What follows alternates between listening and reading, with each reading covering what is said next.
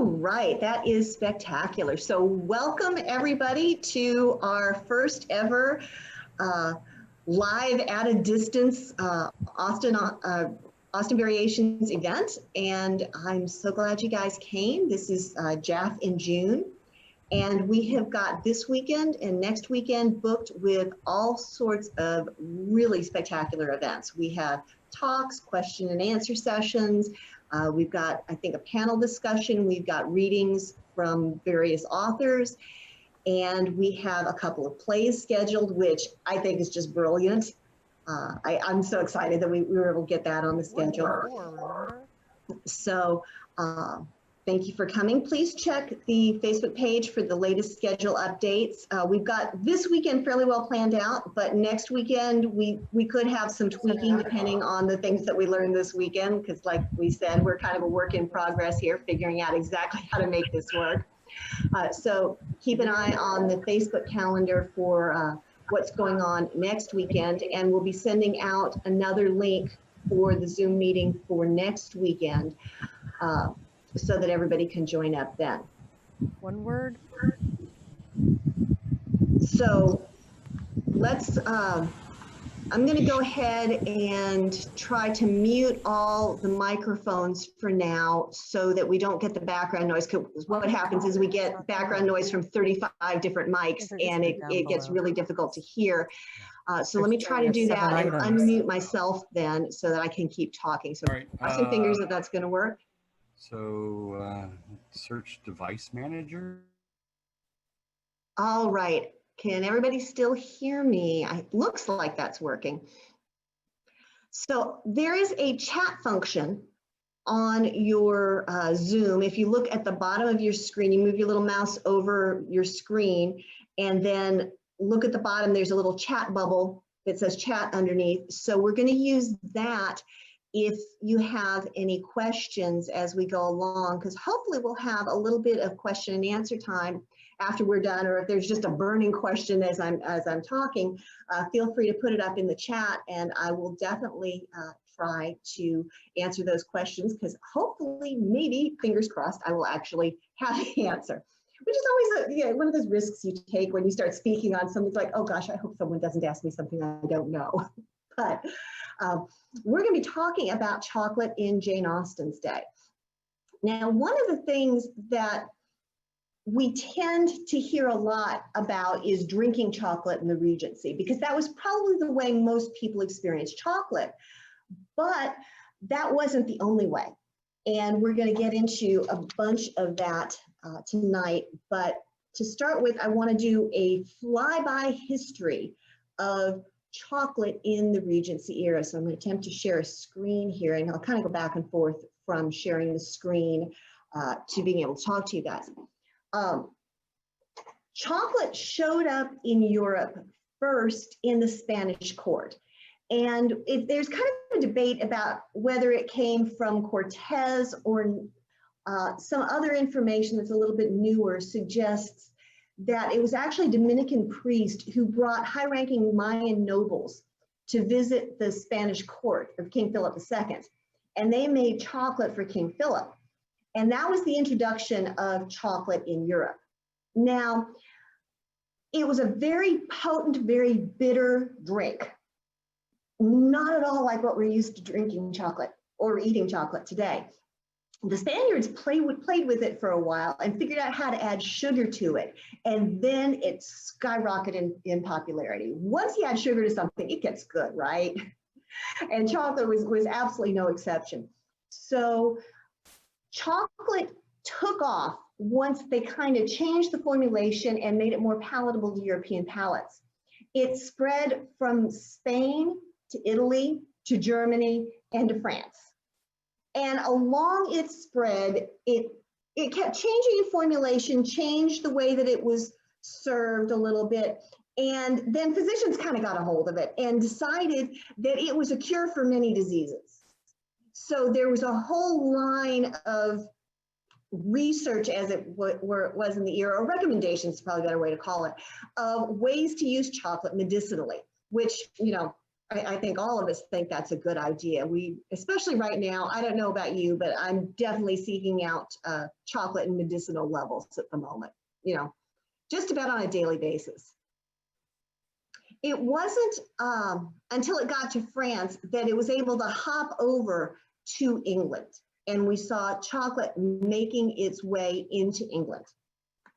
That was about the 1650s is when we saw that happen. Sorry, trying to scroll through here. And I've got so many things on my computer, it's not sure which screen I'm looking at here. Chocolate came over in the 1650s and started in the royal courts. And we'll get to a little bit more detail on chocolate in the royal courts in a couple of minutes. But it was definitely expensive. It was an import. And of course, because it was an import, it was taxed very heavily, which put it out of the range for the average person or even the middle class to have access to. So it was really a luxury good that was first limited to the royal courts, but then it moved into the chocolate houses. 1657 is when we mark the first chocolate house appearing. Now, a chocolate house was the Starbucks of the Georgian era, is really the best way to think about it. It was like Starbucks today. And they didn't just serve chocolate, they often served coffee and tea and cider, which in that era was hard cider, as well as chocolate.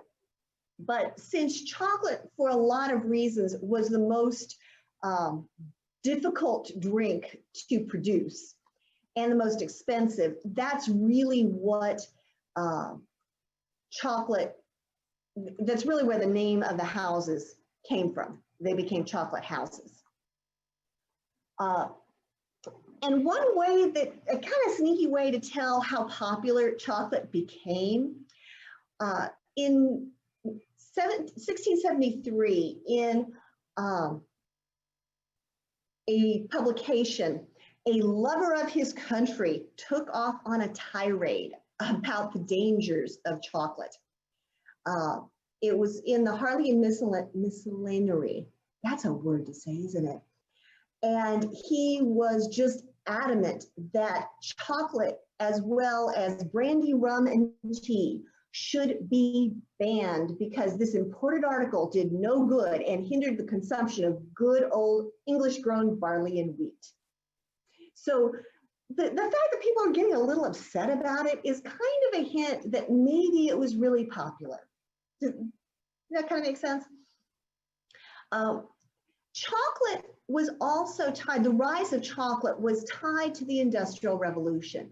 And we can see major leaps in the production and availability of chocolate with different advents in technology. In the early 1700s, hydraulic and steam-driven chocolate mills were invented, and that started to drop the price of chocolate and make it accessible to much more everyday people. About 1730 is when we see the price really dropping and chocolate moving from being really exclusively in the chocolate houses to being much more accessible in the home. And that was because the chocolate mills could crush the chocolate nibs and make tablets, which were the quick and easy way to be able to use chocolate. And I'll get into more depth in that in a few minutes. So we see a big change in the consumption of chocolate in the 1730s. In 1824, we see the first hot chocolate that's more like what we know today. And that's from Cadbury, which is a name we still know in the chocolate industry. In 1828, the chocolate press was invented, which allowed us to separate cocoa butter from cocoa powder. That lowered the prices again, and that's where we get chocolate bars. Because now we can control the amount of cocoa butter and versus the amount of cocoa powder. That's what's crucial for making a chocolate bar. So we didn't see real candy bars until 1824, where we're now out of Jane Austen's era, out of the Regency, and more heading into the Victorian era. The first commercial chocolate bar came out in 1847, and we see Nestle's, which we know today, coming along in 1875. And all of those are following, again, different processes that started to affect the production of chocolate tied to the Industrial Revolution. So,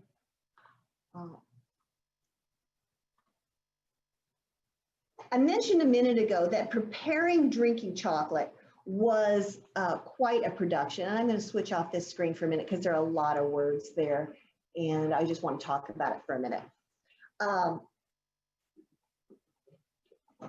Originally, back in the early 1700s, when you went to prepare chocolate, you went to the store and you bought a sack of cocoa nibs, which are larger than coffee beans, but it's kind of the equivalent, the chocolate equivalent of a coffee bean.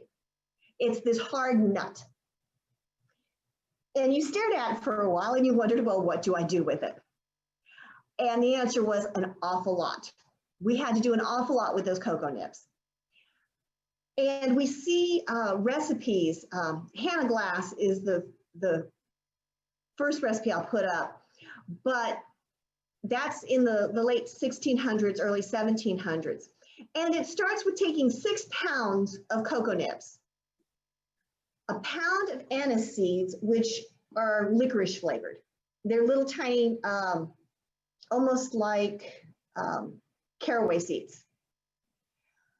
And 4 ounces of long pepper, an ounce of cinnamon, and a 1/4 pound of almonds, a pound of pistachios, and as much achiote, achiote is a very, very mild dried pepper, which doesn't have a lot of flavor, but it's used as a colorant.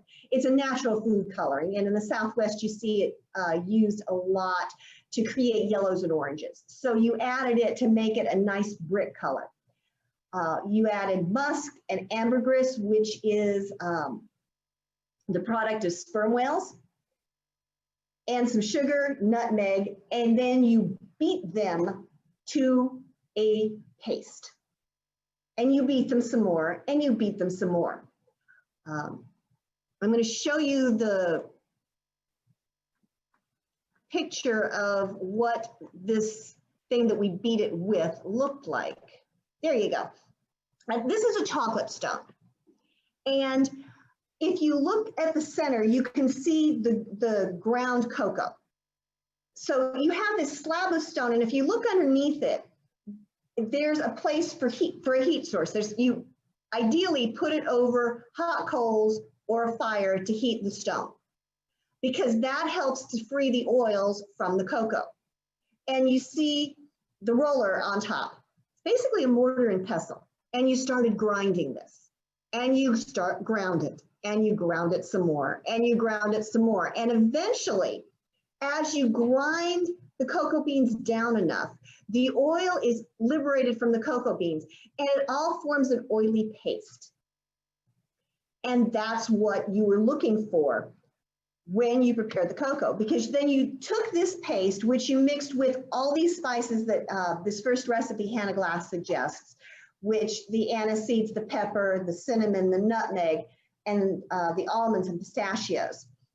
You mix all this together with the sugar, and then you scrape it into molds, usually small boxes, to create tablets. Once you have these tablets made, then you can actually start using the chocolate. So there were hours of preparation involved before you could actually get to the point of doing anything with the chocolate at all. This is part of the reason why it was such a luxury good. Most working people, if they could afford the cocoa nibs and the spices, which were also very expensive, they simply didn't have time to invest in all the work that it took to create a chocolate tablet. In a second recipe, the second one on the screen, you can see that there's vanilla is added to the chocolate. And in this case, the spelling is V-A-N-E-L-A, which is an old spelling for vanilla. And an interesting bit here is, though we think of vanilla today as kind of the ubiquitous flavor of everything, Vanilla started out in England largely as a flavoring to add to chocolate. And it was only much later that it started to be used on its own. Now that's a whole nother presentation, but just, you know, a little tidbit to add in here. And in this second recipe, cardamom was added to the chocolate. So what we have here is not the sweet milk chocolate or even the dark chocolate that we're used to eating today. This was a heavily spiced, heavily seasoned concoction that was much more reminiscent of the drink that the Mayans brought over to Spain than it is to what we would eat today. Now, once the chocolate tablet was created, then we could store that for later use to be made into primarily drinking chocolate. And it was in the 1730s with the advent of the chocolate press that these tablets could be made on a fairly large scale for commercial use. So that's when we see a lot more people making drinking chocolate at home because of the availability of affordable chocolate tablets. So what you would do once you had the chocolate tablet, you would grate the tablet, and of course they had special graters, but if you didn't have that, you just used your knife or whatever you had. And you grated that into milk, boiled it, added egg yolk and boiled it some more. And then you would take this tool that's up on the slide called a molinet or a molinilla or a chocolate mill. The English called them chocolate mills. The Spanish still call them molinillas. And you can actually find them in markets today. And the French called it a molinet, but it's a whip that you would put into the vessel you were cooking your chocolate. And you see how there's a long, narrow handle? You put it between your palms and you rub it briskly. And you keep rubbing because the idea is to bring up a foam. Maria Grace, excuse me, I'm interrupting. We have people trying to get in and they say that the room has been locked by the host. Okay, let me take a look at that. I gotta stop screen sharing so I can look at all the, okay, forgive me here. Let's see, do you have any idea where that control would be? No, I don't. I'm looking here. Try under more at the bottom of the screen. All I see there is stop live stream. I'll go do some hunting and keep talking and I'll come back if I find something out. Yeah, please, I am so sorry because I didn't knowingly do that. Let me put it that way. I'm sure you didn't, but I'll let you know when I find something. Yeah, please do. I am so sorry for that. No problem. I'm just, forgive me for just 1 second. I'm trying to look at the controls here. I just saw a comment on the chat. Yeah, the recipe is very similar to Maria. Maria, yes. I just saw that lock. I unlocked it. Okay, where did you find the lock? It was down with the 3 dots at the bottom, at the very bottom of it where it says mute and everything else had locked meeting. That was clicked. I unclicked it. So okay, thank you. Because since I started the live stream, I actually don't have those commands on this okay, side. I got it. It's all taken care of. Excellent. Thank you so much. So thank you everybody for your patience as we're still learning all the gizmos here. But yeah, I see a comment that this sounds like the recipe that they use in Mexico. And yeah, this is very, very similar to Mexican hot chocolate. And actually the best analog we have today to Regency drinking chocolate is the kind of hot chocolate that's prevalent in Mexico, which by the way is really good stuff. If anybody's interested in trying it, there's a product you can buy at the grocery store. The brand is Abuelita, and it's a Mexican chocolate tablet made specifically for making hot chocolate. And it's a great start. It's got a lot of cinnamon in it and a very granular sugar. Actually, I like to just chew on them straight from the box, but that's another story. Can you spell that brand? Abuelita.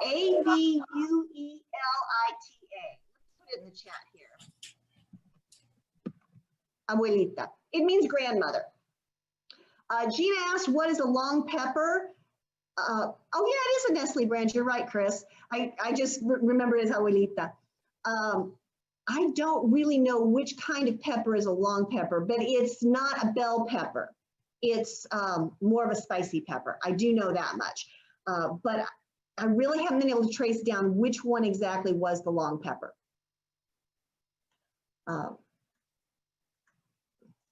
So, trying to find my train of thought again. Yeah, cinnamon sticks, Danielle, are really good. I love chocolate and cinnamon together. And that was a very common flavoring used in the Regency. So it was such a production to make hot chocolate or make drinking chocolate in the morning. Sometimes what they would do would be make it halfway. And I'm going to share the screen again to show you this recipe because I think it's fun. I love old recipes. I think they're just fascinating to look at. So they cut the chocolate, they put it in the water and boiled it to kind of make a chocolate liquid, almost a chocolate syrup. And then that was available to make quick chocolate, instant almost in that era, where you could just add a couple spoonfuls to milk and boil it with the sugar and then use the chocolate milk. So people liked chocolate a lot and were looking for ways to make it easier to drink because it was so very labor intensive to manage. Now, chocolate was possibly consumed all day. However, it was really a breakfast food. That's what the most common time to have chocolate was. But sometimes people like to have it last thing in the day. One of the cookbooks that I like by Perkins, it's from the era, can't remember whether it was in the 1770s or the early 1800s. I just can't remember which one that was. I could look it up if anybody's interested. But he says of chocolate, that is a wholesome kind of breakfast to those who like it and with whom it agrees. Though he does suggest making it a little bit less rich to be really appropriate. So people drank chocolate in the morning, and often chocolate and toast was a very common breakfast in the Regency, or that was how you started your day, which wasn't necessarily first thing in the morning either. Normally you got up and did a few chores, and breakfast often happened around 10 a.m. But ladies, as you see in the painting there, would take chocolate in their dressing rooms in the morning. And generally you see that this lovely woman was definitely not making her own chocolate. She definitely had the wealth with which to buy it. You can see because she's wearing a white house coat there, and there are no spots on it. There are no chocolate spots on it. And when you mill the chocolate, it flies. I've tried it with the Molinia at home, and that stuff flies, which also explains some of the features of the chocolate pot, which we're going to talk about in just a minute. I mentioned earlier that chocolate wound up in the royal palaces first and foremost, and it was very much a staple of breakfast in the palace. In 1686, Charles II employed the first royal chocolate maker. And George I, the beginning of our Georgian era, and the Regency era where Austen was writing is the tail end of the Georgian era, which is called the Georgian era for George I, George II, George III, and George IV. So we lump them all together and it's the Georgian era. The Regency is the very tail end of that. So our first George employed Thomas Tozier as his royal chocolate maker. Now, that might not sound like a huge deal, but as royal chocolate maker, one of his duties was to bring chocolate into the king's bedroom for him to consume in the morning with his breakfast. He had direct access to the king to bring in his chocolate. That was a huge privilege and security risk. I mean, let's be real there. So all that to say, his chocolate maker was a really big deal. Interestingly, and this is a little side note, but I think it's fascinating. Tozier also ran a chocolate house on a stretch of road known as Chocolate Row, where there were a lot of chocolate houses. And when Thomas was busy in the palace, he turned the running of his chocolate house over to his wife, Grace Tozier. And this woman had a knack for business. She turned around and she branded their chocolate house as the Royal Chocolatier, the Royal Chocolate House, supplier to the king, and consequently became incredibly popular. So popular that they eventually ended up expanding the chocolate house to put a dance floor in, because they were extremely social venues. The chocolate houses, which I'll talk about more in just a second, they were extremely social venues. And so they had so much patronage that they expanded to include a dance floor. And she became kind of a celebrity in her own right, to the point where she had her portrait taken and it was hung. Oh, let me get my note because I don't want to miss this detail. She had her portrait taken, and it was by Bartholomew Dandridge, and it was made into a collectible celebrity print. So basically, she was on a celebrity trading card of the day because she became so well known for her chocolate house. And after her husband died, when she remarried, she kept the Tozier name because of the branding power that it had. She recognized in the early 1700s, she recognized the power of a brand name and kept it even when she remarried after her husband's death.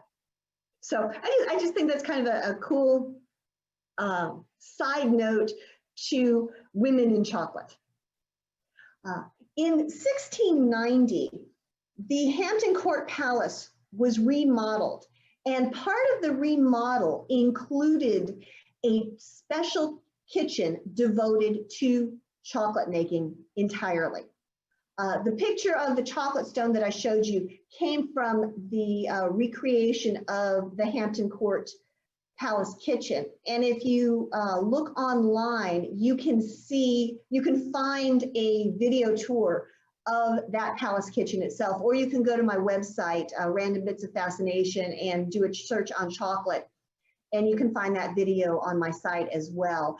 And they actually demonstrate grating the chocolate and so forth. And it's absolutely fascinating. But that's how important chocolate was to royalty, that they wanted a specialized kitchen just to keep chocolate close at hand and easily available. Now, something that good, which we could also read as with that much room for profit, is not going to stay closeted for very long. The chocolate houses began, as I said before, in 1657. And the first chocolate house was called the Coffee Mill and Tobacco Roll. It was opened by Frenchmen in London in 1657. Needless to say, a good idea doesn't stay isolated very long, and a number of establishments went ahead and opened as well to sell chocolate, including White's. White's we know of in the Regency era as an exclusive gentleman's club.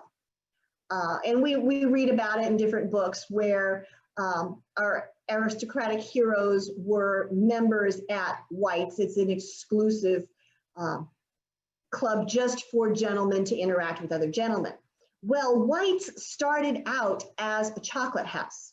It only became a gentleman's club at the end of the 1700s when the chocolate houses were declining in popularity as people were able to afford and make chocolate for themselves. So a number of those exclusive clubs really started out as chocolate and coffee houses and changed their nature when the economics of chocolate changed. So there is definitely a political side to drinking chocolate. A lot of political conversations and probably deals and careers were made and broken over discussions in chocolate houses. So there's a lot of intrigue surrounding it. But into the 1730s, chocolate tablets became more affordable. And as it moves into its home, into the home, we see specialized accessories coming into vogue for drinking chocolate. I have no idea why that shifted back there.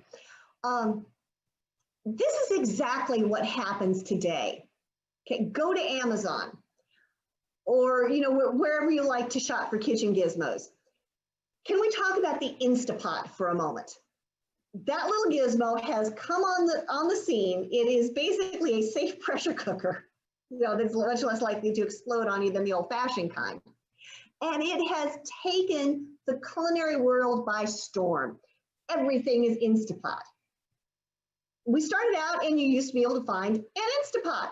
And now there are 753,000 gadgets to go along with your Instapot. Because once you have that, then you're going to want this and that and the other thing to go along with it. Chocolate was kind of similar. Now, the gadgets that we have in this case really revolve around the making and the serving of chocolate.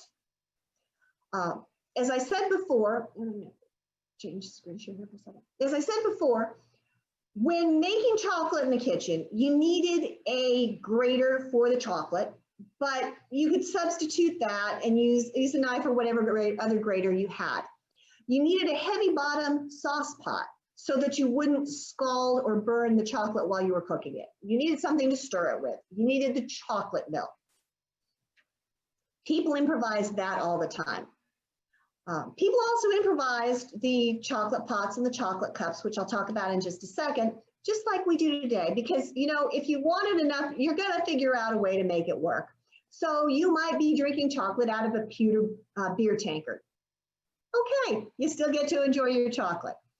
But the china associated with chocolate was unique and special and was definitely a place where people could kind of show off what they had.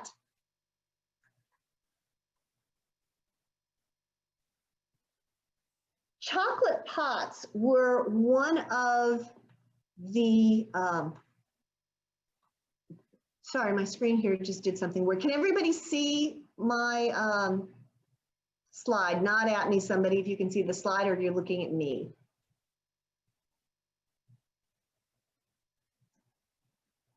Okay, you see the slide. Slide's Great. not showing. It's not showing? Slide is not showing. Okay, let's try this again here. What's showing was your Word document. Okay, I think I know what happened. All right, let's try this again. Now do we have slide? Yes. Okay, excellent, thank you. So there were special serving pots designed specifically for chocolate that were different than teapots and coffee pots. And what's really fun now today is if you go on eBay and look for antiques, you will find listings for chocolate coffee teapot. And you look at this thing and it is clearly not a chocolate pot, and it's either a teapot or a coffee pot. A lot of things that are sold as chocolate pots aren't. And it's because people have no idea that they really, really are different. And the differences are based in the nature of the beverage itself. So looking at the chocolate pots, okay, one of the big distinctions, okay, this first one here is one of the oldest and it kind of shows it's not really pretty, but as we get to the prettier ones, the more expensive ones, we can see some of the distinctions more clearly. The spout of a chocolate pot, you can see on these, is mounted up very high at the top of the pot. And the pot itself is tall and narrow. Well, it's tall and narrow to help concentrate the froth, to get it up at the top and to hold it there. And the spout is up at the top, so when you pour it, you get some of the froth pouring out when you pour the chocolate into the cup. If you look at the top of the chocolate pot, and I don't know if you can see my mouse, but here and here, you see there's a little opening where the handle of the chocolate mill can stick out, so you can close the lid and spin the chocolate mill to keep the froth up while you're serving the chocolate. And that's one of the ways you can prevent getting covered in chocolate splatter when you're serving from a polite sort of way. Now, some of the early chocolate pots have this weird little feature where the handle is mounted at the side. Instead of being opposite the spout, it's 90 degrees from the spout. And that was kind of the original way to do it. If you ever see a pot where the handle is mounted straight and 90 degrees from the spout, you know it's a chocolate pot, because they were the only ones that ever did it. Later on, they started making the chocolate pots where the handle was at the back. And this was one of those trips down the research rabbit hole that took me actually a couple of days to find anybody who had a clue why they did it. And the best that they've been able to figure out is there was a shift in popularity from the straight handled pots on the side to the ones with the handle on the rear, like in this slide, because it took a lot of wrist strength to pour from a straight handle 90 degrees to the spout. And a lot of women weren't strong enough to manage the pot well. So when you move the handle to the back, it becomes much easier to pour. So some chocolate pots have the handle 90 degrees from the spout, some in the back. But you can see in all of these examples that we have the removable finial here, so you can stick the chocolate mill through the top and mill your chocolate to create the foam while the lid is shut. And the high, wide spout on all of these marks it as a chocolate pot. That's how you tell a chocolate pot. This is a setting with both a chocolate, coffee, and teapot. Then the chocolate pot is in the back. Teapots, you remember the old song, I'm a little teapot short and stout? Well, teapots are short and stout. The reason that they're short and stout is because they need room for the tea leaves to move around on the inside of the pot. So teapots are always going to be short and fat. You don't ever do chocolate in a short, fat pot. You can't raise the foam on it that way.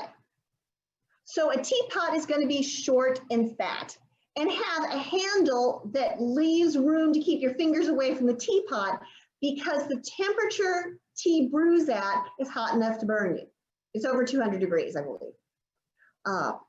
And you will get burned by the water for tea, where you won't so much with chocolate or coffee. Coffee brews best at 180 degrees, which isn't going to burn you the way boiling water for tea will.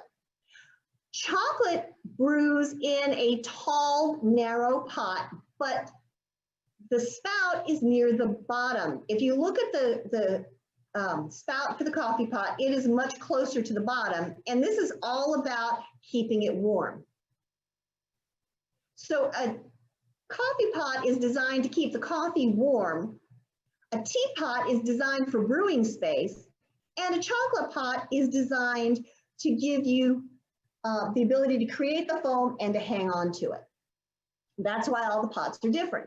And a proper Regency era hostess would have chocolate pots, teapots, and coffee pots, assuming she could afford them.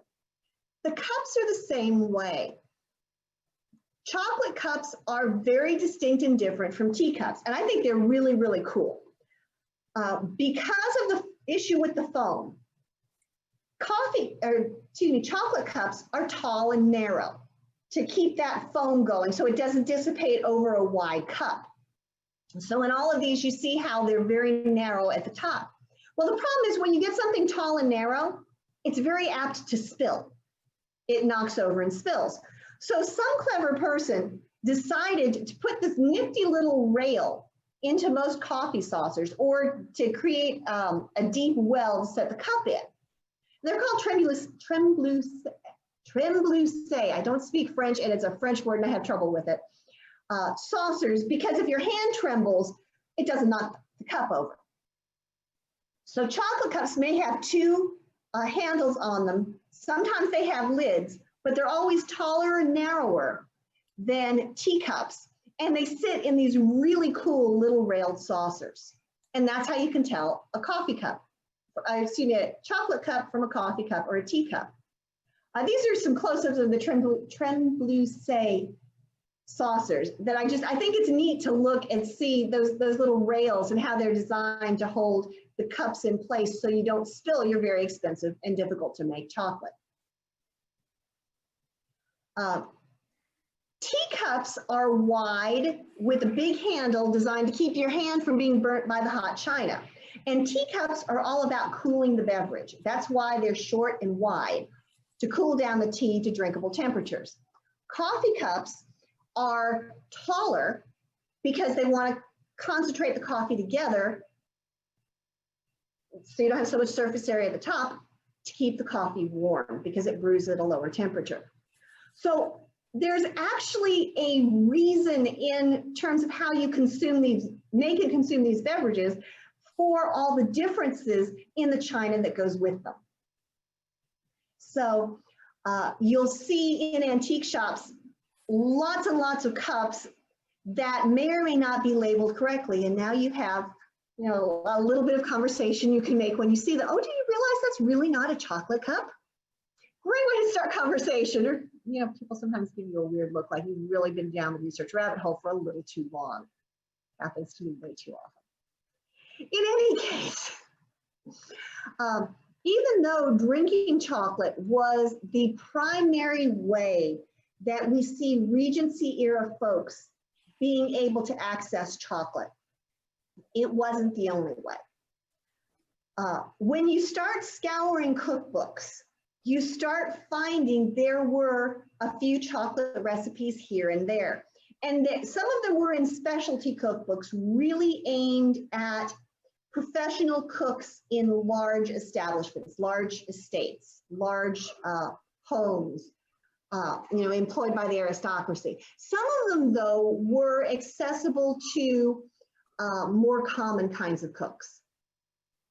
Now, none of these are a good old-fashioned chocolate bar. We don't see that happening until we're able to separate out the cocoa butter from chocolate. And that, again, didn't happen until the 1820s. But some of these recipes are really, really cool. And I am planning to do a series on the website where we look at the historical recipes and then find modern analogs, because although a lot of these we can still make today, trying to go from the original recipes, you'll see, is just a little bit challenging. Just a wee little bit, like the complete lack of measurements. I find that a little, rub enough butter in. It's like, well, how much is enough? Sometimes it's a little hard to tell. But we find recipes for a few candies. Again, not chocolate bars per se, but a couple of candies. We find recipes for biscuits or cookies, custards and creams, tarts, ice cream and Italian ices, mousses, and I actually found a recipe for chocolate liquor, which we will get to in just a minute here. The candies basically involved mixing the grated chocolate from the tablet with sugar, melting it together, and creating small drops that were might have a nut inside or like a caraway seed or something like that, and rolled into what were called olive shapes. They were chocolate olives in some recipes, which sounds entirely unappealing until you realize that it doesn't actually contain an olive. And then these drops might be covered in sugar nonpareils, and we call that today, that candy is a nonpareil. So that was one of the candies that was accessible and available in Austen's era.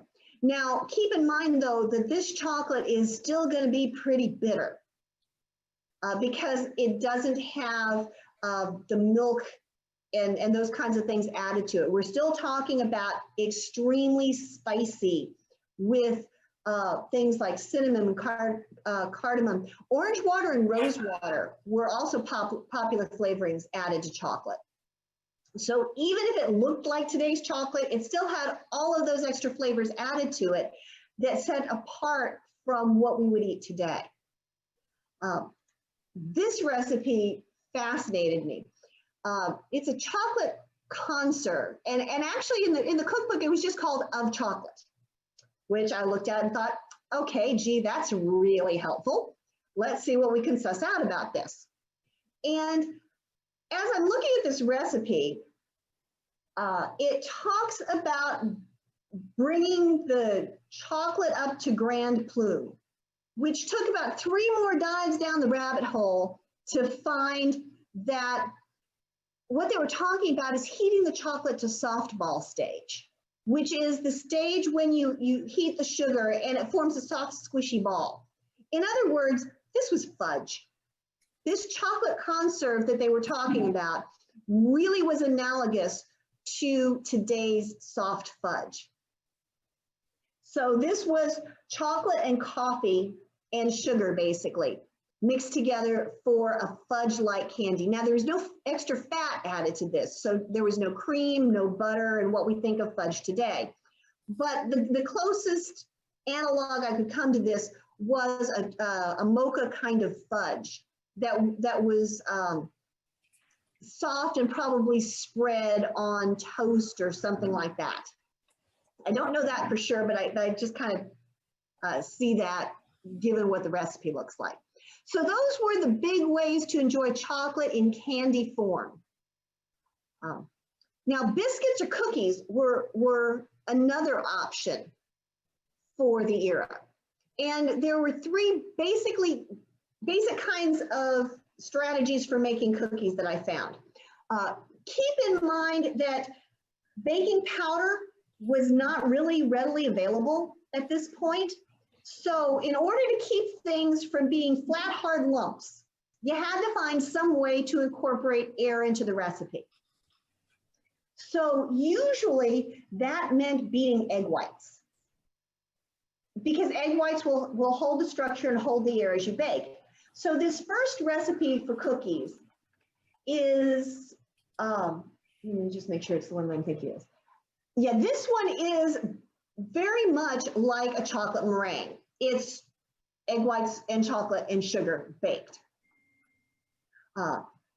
They also have something similar where a little bit of flour is added to beaten egg whites with egg yolks. So that's getting into a very dense, fudgy cookie that we would eat today. Now the chocolate biscuit, the first chocolate biscuit I talked about is completely gluten-free because it's a meringue and only has eggs. And the second kind that I found was also gluten-free because it was almond, basically almonds pounded into a flour. So these were, they're gonna be very heavy almond flour chocolate cookies. So those were the forms of chocolate cookies that we would see. Not, there weren't going to be anything crispy and delicate and beautiful. They didn't have chocolate chips or anything like that. These were fairly dense, fudgy kinds of arrangements. Creams and custards were another way that chocolate was commonly enjoyed. And a custard is different from an American pudding because a custard is thickened by heating egg yolks, where American puddings have cornstarch in them. So this would be more like the filling of an eclair. A pastry cream is what we would call it today. But chocolate pastry creams and custards were readily available. There, lots of creams and custards were eaten in desserts in this era. So chocolate might not be the predominant flavor, but it was certainly available as a flavor to add to a dessert spread. Chocolate mousses, and there were several recipes I found for this, which is basically chocolate and whipped cream together. Chocolate, sugar, and whipped cream. So chocolate mousses, which they called chocolate cream, or whipped chocolate was another name for it, was another form that it was eaten in. And you'll notice in the recipe, scrape 1 quart of thick cream, 1 ounce of best chocolate, and a 1/4 pound of sugar. Boil and mill it. When quite smooth, take it off and leave it to be cold, and add the whites of 9 eggs. Not a lot of detail in these recipes, and that one in particular has more than most. So trying to follow these as a modern day cook, I kind of look at that and go, oh, okay, that one might be all right, but some of these, like the chocolate tarts, kind of, you know, it's full of fear and trepidation. A chocolate tart is basically a pastry crust with a chocolate custard and then topped with meringue. So you mix a little flour and cream with a proportionable quantity of chocolate, a bit of sugar, and 3 eggs. Boil it half an hour, stirring constantly for fear it should catch at the bottom. Put it into a paste, which was their term for pastry crust. And the white of eggs beaten up and frothed upon it, glaze it with sugar. Yeah, that's kind of a terrifying recipe to me. I wouldn't even know where to start on the amounts without referring to a modern day recipe. And just, you know, for interest's sake, I found a recipe for the paste crust appropriate for large and small custards. Make the paste pretty hard with a little butter, flour, salt, and warm water. There you go, that's your recipe. This is why people employed cooks. Because cooking was a very particular skill that you just didn't wander into the kitchen and, you know, like we do today, have largely prepared ingredients we can throw together. Cooking had to be learned and was not for the faint of heart.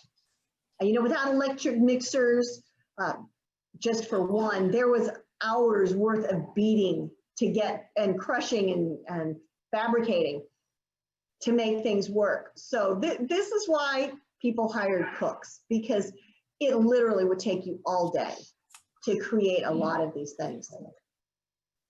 Chocolate ice cream. Ice cream was a thing in the Regency era, and actually it was very popular in the early 1800s and became more and more popular as mechanisms to store ice and harvest ice became more efficient.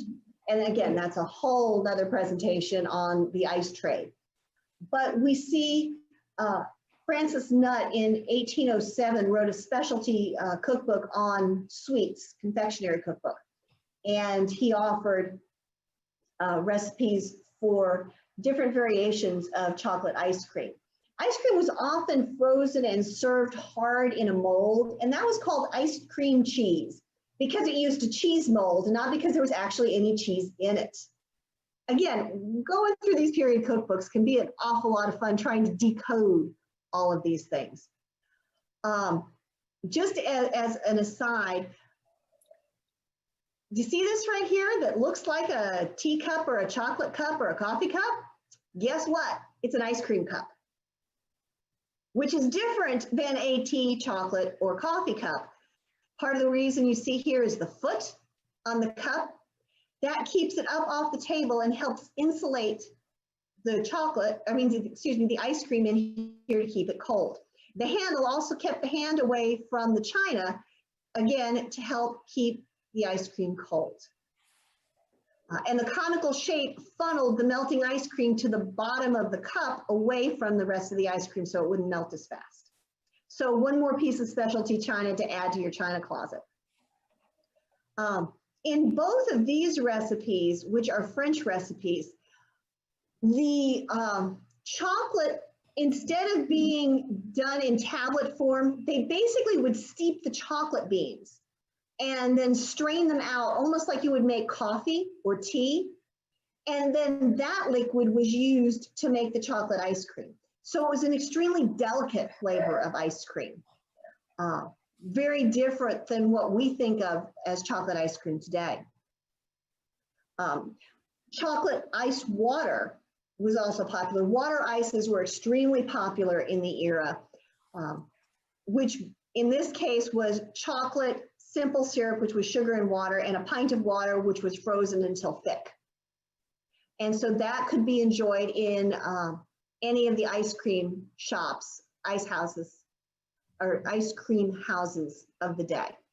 So these are things that Jane Austen might have had the opportunity to experience. And to kind of close it all out, there's a recipe for chocolate brandy.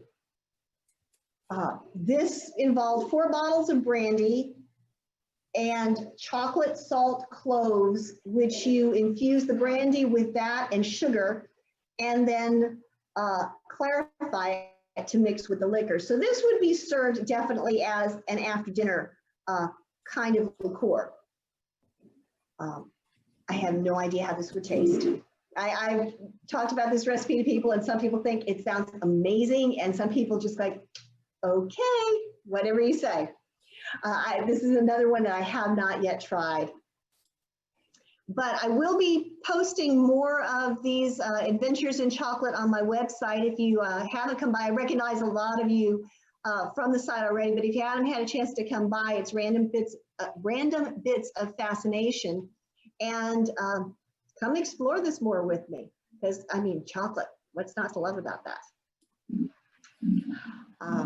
So let's see, Katie says the chocolate brownie was invented in America in 1893 for the Columbian World Exposition in Chicago, Illinois.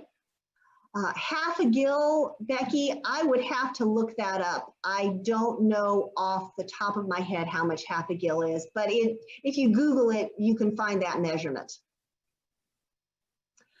I've got like 2 minutes left, so any questions or anything you guys want to throw into the chat for us to talk about in the last 2 minutes here?